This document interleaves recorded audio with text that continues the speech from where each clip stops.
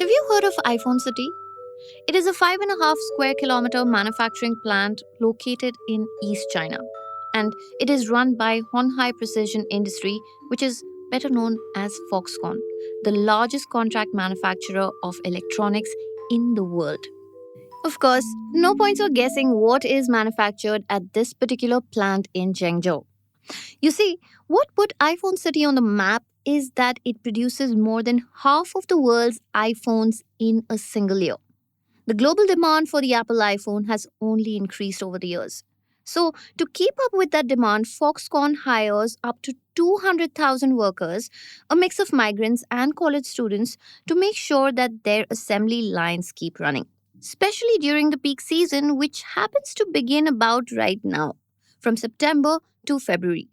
iPhone City is the perfect example of the China manufacturing playbook.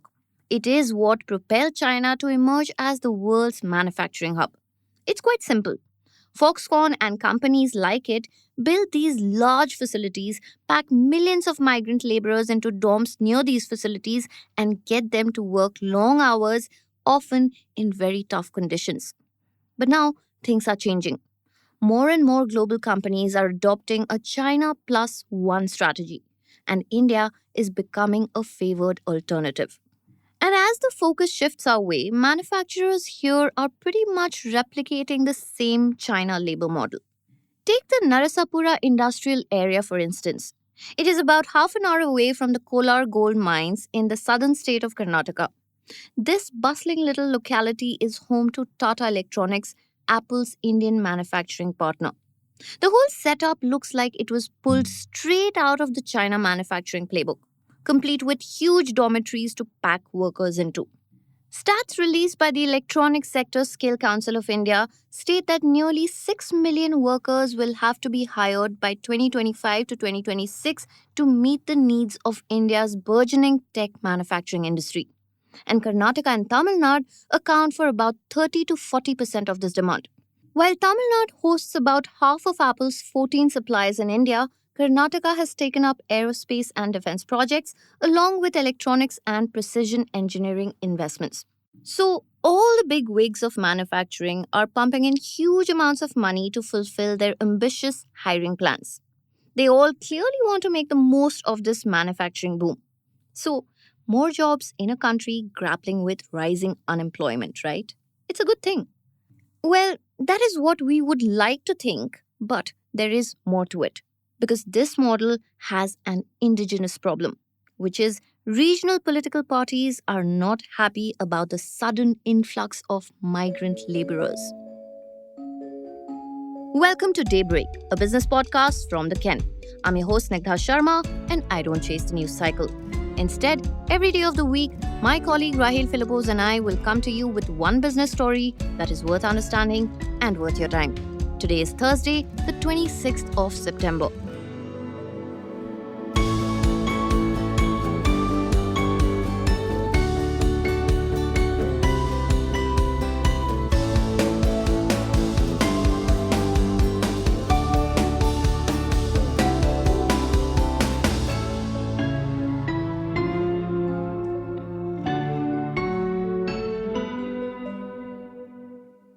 Labor migration is not new to India, but that does not make it any less controversial. Especially now, when big companies like Tata are planning to hire lakhs of migrant workers to work in their manufacturing plants. Take the case of Tamil Nadu, for instance. Here, a regional political leader named S. Ramados urged the government to prevent the Tata Group from hiring talent from outside the state. His argument was that so many local youth are still jobless, so why should they hire people from other states? You see, when it comes to joblessness levels in Tamil Nadu, Ramados has a point. A recent study by the International Labour Organization, which is a UN agency, found that more than a quarter of the educated population in Tamil Nadu and nearly one-fifth in Karnataka are currently unemployed. But again, the counter argument to that is that Tata was a company that did try to employ local farmers for its Kolar plant in 2023. But their lack of skills in production operations rendered the effort useless. The Ken reporter Shrishti Achar spoke to Lohit Bhatia, the president of workforce management at Questcore, which is a staffing company. He explained that while talent is available in southern states, generally they have alternative job opportunities as well. So, in many cases, the local talent has to be supplemented by migratory talent to fuel the sudden surge of job opportunities that occur. There is also the fact that companies tend to hire from a particular age group, especially those below 25 years. Sakit Gaurav, chairman and managing director of Technodome, a UAE based consumer electronics distributor, explained that is because they generally do not have a problem with relocating. Apart from age, gender is also coming up to play here. A lot of these companies have been pushing to hire more women. And that is because women's dexterity is favored in assembly line operations. Currently, one fourth of the entire tech manufacturing workforce in India is made up of women. And this is according to data from TeamLease. And 3 out of every 4 of them are employed in the electronics manufacturing industry. The idea is to get the right people from wherever as long as they have the right skills. Shrishti spoke to R. Muralidharan, the Chief Technology Officer at aerospace tech manufacturer Tata Advanced Systems. And he said it is almost like the military. He said, and I'm quoting, they are very disciplined and there is no loss of production. And since you have enough workers, you can give 2 months off in a year. End quote. There is also another advantage for manufacturers in this kind of a system, and that is the non existence of a laborer's network or any kind of a union. More on that in the next segment. It's been about a year since Tata Electronics bought the manufacturing facility near Kolar for $125 million from Taiwan-based Wistron Corp. Wistron was the original design manufacturer for Apple. Wistron was actually using the Kolar plant for 6 years to produce iPhones. And then its employees launched a protest demanding a pay hike. Earlier too, in 2020, some of its employees ransacked offices owing to non-payment of dues and long working hours. Chidambaram G. Iyer, who is an associate professor at the Center for Development Studies in Thiruvananthapuram, explained why uprisings like these sometimes happen. He said that it is often difficult to get local laborers to work overtime, and that is largely because they have a strong network. Meanwhile, when companies get migrant laborers from other states and make them stay in their own dormitories, their local network is a lot shallower. So it is easier for these companies to get them or push them to be more productive. Also, no network helps cut the attrition problem in the bud. It also means you don't have to increase your wage costs constantly because training also requires a certain amount of investment. The biggest problem with the job market lies in its inability to provide long-term secure employment. The automation of processes has a role to play here. A report by the World Economic Forum says that over 2 in 5 tasks will be automated globally by 2027.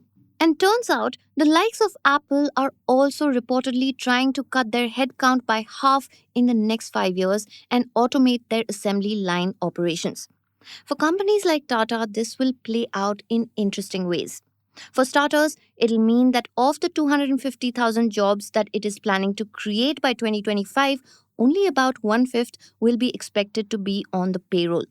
And the rest will likely be filled by contractual workers who will be subject to the whims of the company's production needs. Basically, these ambitious hiring models that companies like Tata are committing to now may not make sense in the long term. The industry needs a long-term circuit fix for automation, unemployment, and skill shortages. And taking a page out of the China playbook is not going to cut it. Hold on, because this episode is not over yet. We still have Daybreak Unwind coming up next. Hello and welcome to the 4th edition of Daybreak Unwind. It's Thursday and Snigdha and I are here to help you and more importantly also help each other figure out what to do this weekend. Yes, exactly. I mean, ever since we started this segment, we've had such great recommendations I and agree. weekends have significantly gotten better, right? I fully agree with that. Yeah, whether it's chilling at home, reading a book, watching something nice, a great film or a great series. Or even if you want to check out a cool place in town, a great library, a bookstore, a great restaurant, anything. It could be anything. So last week we actually spoke about the theme of last week's segment was our favorite comfort food spots, and we got some great recommendations. Okay, Sikta, I feel like you need to give all the listeners an update because I know that you actually went home and cooked your comfort food. I did. For our listeners who didn't listen to last week's episode, Sikta said that her favorite comfort food was aloo mimi. Yes. Sikta? Yeah, aloo mimi is this really spicy potato curry. It's like a very famous street food in Darjeeling, and you get it at all these small little tuck shops. And my favorite was Bari's Aloo Dum shop, which was right above my school. So I tried to recreate it. Of course, I failed. Oh no. But at least a taste of home. Anyway, this week our theme is the best opening lines from books or movies. And brace yourself because we have a lot of recommendations. Yeah, by the end of this episode, you're definitely going to be spoiled for choice. Yes, absolutely. Rahil, let's discuss a little bit about, why this theme and why do you think opening lines of a book or a movie are so important? Yeah, I mean, I think it's because it's literally your first impression of the story, right? Yeah. Like whether it's a book or a film, if it's a great opening line, if it really catches your attention, it just pulls you immediately right in. True. Right? Yeah, absolutely. What do you agree. think? Yeah, absolutely agree with you. And also, I often find myself, if very few books, kind of have that effect on you. Like, when you finish it, you're so moved Yeah. in whatever way. It could be any genre of book, Yeah. right? And then when I finish it, I almost feel this sense of loss. Why is it over? Yeah. And then I find myself going back to the first page and read. Oh wow. I read the opening lines again. That's really amazing. I have book amnesia, so I'll read a book and immediately forget what it's about. I don't know why that happens. But yeah, there are some great opening lines out there, as we've learned Yes. while kind of doing this episode. Correct. Actually, Snigdha, you know this. We asked this exact question to a writer. Yes. We wanted to know why opening lines matter so much, but from a writer's perspective. Correct. Okay, his name is Nicholas Rickson. He writes fiction, mainly short stories, and currently he's writing his first novella. Here's what he had to say. I mean, I think the opening line of a novel is extremely important because it sets the tone, it establishes expectations. I mean, it captures the reader's attention, right? So the opening sentence is a hook that draws the reader into a dynamic engagement with the narrative itself. But more often than not, I think we realize the beauty and the brilliance of an opening line long after we've finished reading the story or a novel, right? It's only then that a discerning reader realizes that the opening sentence is a concise version of the story's themes. I mean, but that being said, I think the first sentence must also stand on its own. Like often there's an element of intrigue or an element of surprise to grip the reader's interest while also hinting at larger narrative. And if I had to sum it up, I think a novel's first sentence is like a door. It invites you into a house, but you don't know what the rooms look like. You don't know who's staying there. And you don't know what's going on inside until you step further away from the door into the house. So, yeah. Also, Nicholas, I'm curious to know how much time do you actually spend, writing the opening line of your story versus, the whole story itself? I mean, every writer will have their own approach. And I don't mean to sound pompous or anything, but I feel like I've written more opening lines than I've actually finished stories. Like I'll have a snippet of prose that I'll think, all right, this could work as an opening line. But then the real challenge is to maintain that same energy of that opening sentence throughout the story. You know what I mean? Like, for example, a story of mine was in this anthology of upcoming writers in India. It was published by Aleph a year or two ago. And the story was called The Annual Pig Parade of Kharagpur.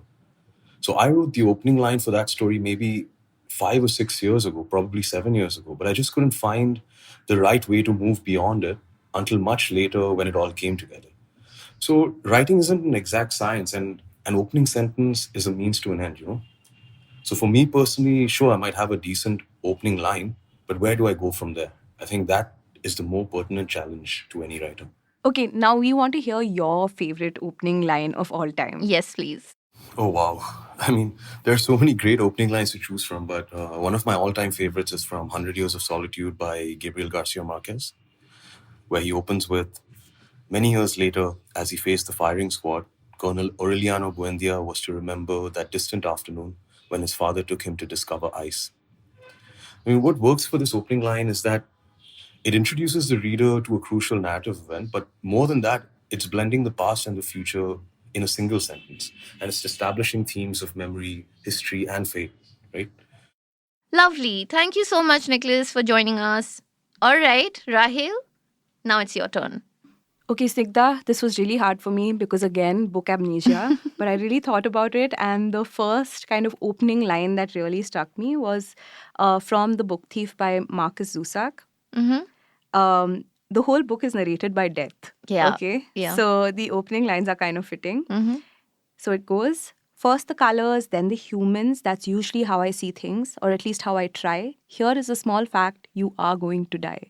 Wow. And the whole book is full of like dry humor, and it kind of reads a lot like poetry.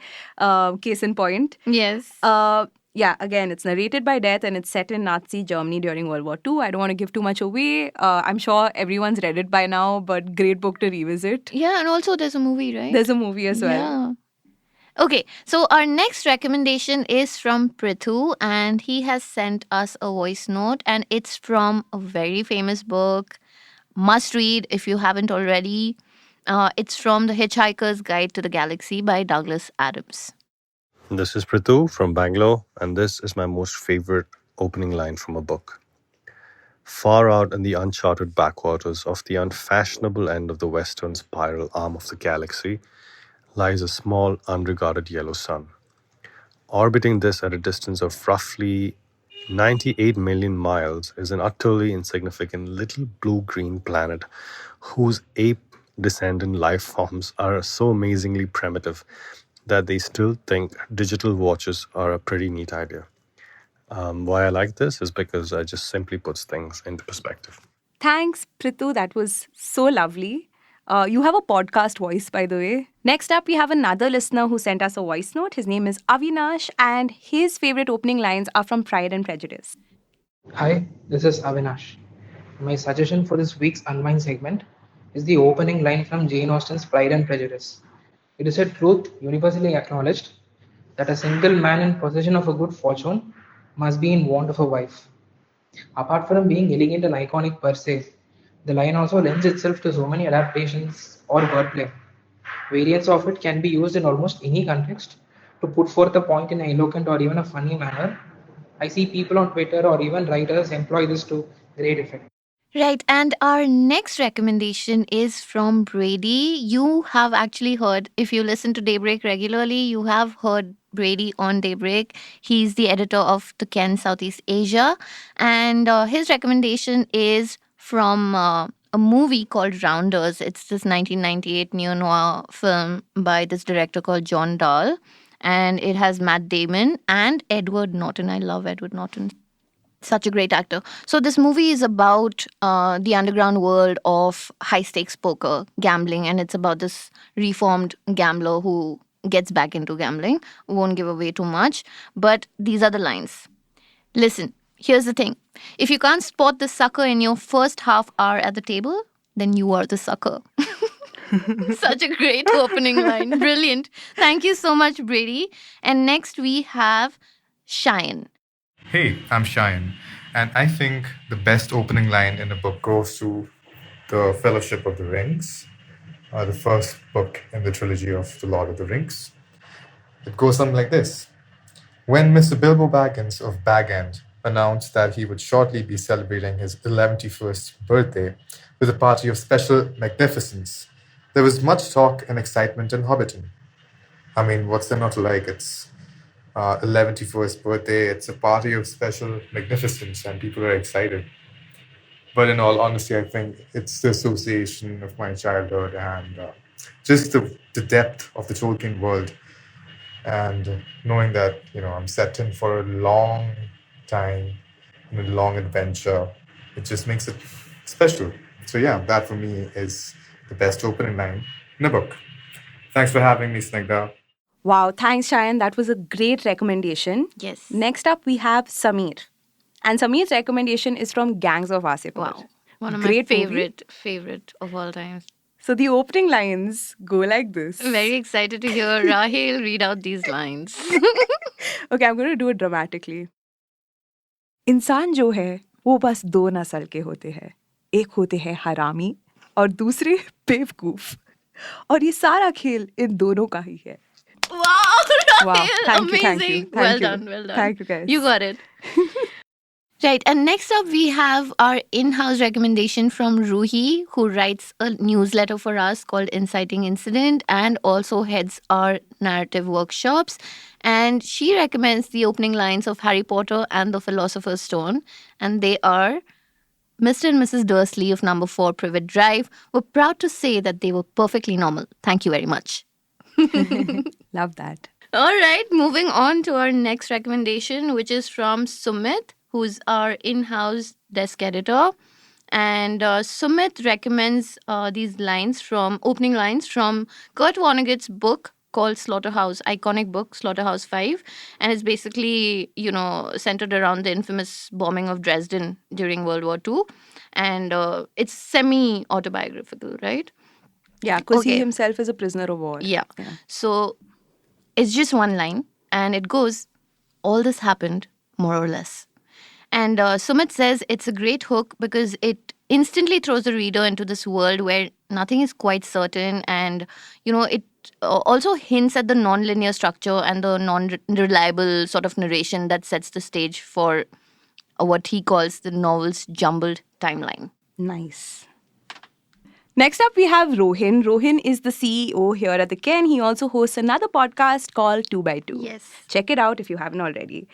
His recommendation is based on a book by Stephen King. It's called Different Seasons, The Body. And there's also a movie based on it called Stand By Me. It's about a group of boys who go to look for a dead body.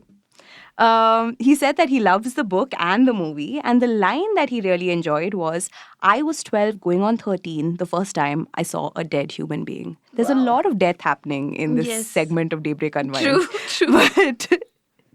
But yeah, Snigdha, I want to hear your recommendation. Right. So I'm going to cheat a little bit because I don't have one line. It's the opening paragraph from this book called The Haunting of Hill House. It's a brilliant book. Also a Netflix show? Yes. Terrible adaptation of the book. And the writer is this woman called Shirley Jackson. She's one of my favorite writers of all time. And remember, Rahil, I sent you the story called The Lottery. Yeah. Amazing That's by story. her. Yeah. Oh, incredible. Yeah. I'm excited to hear these opening lines. Okay, so the lines go, no live organism can continue for long to exist sanely under conditions of absolute reality. Even larks and katykids are supposed by some to dream. Hill House, not sane, stood by itself against the hills, holding darkness within. It had stood so for 80 years and might stand for 80 more. Within, walls continued upright, bricks met neatly, floors were firm, and doors were sensibly shut. Silence lay steadily against the wood and stone of Hill House, and whatever walked there walked alone. Wow.